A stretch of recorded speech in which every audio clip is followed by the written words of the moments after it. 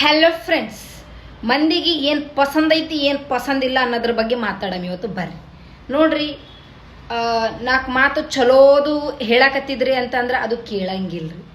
ನ್ಯಾಯ ನೀತಿ ರೀತಿ ಹೆಂಗದ ಹೆಂಗಿಲ್ಲ ಅಂತ ಅದ್ರ ಬಗ್ಗೆ ಪಾಠ ಮಾಡಾಕತ್ತಿದ್ರಂತಂದ್ರೆ ಈ ಸುಳೆ ಮಗನ್ ಚಾಲೋ ಐತಿ ನೋಡಪ್ಪ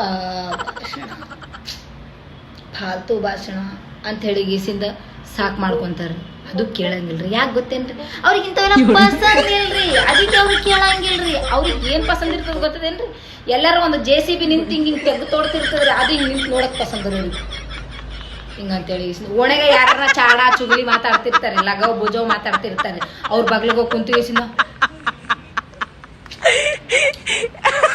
ಅಂತೇಳಿ ಹಿಂಗ್ ರಿಯಾಕ್ಷನ್ ಕೊಟ್ಕೊಂತ ಮಾತಾಡೋದು ಬಲು ಪಸಂದ್ರಿ.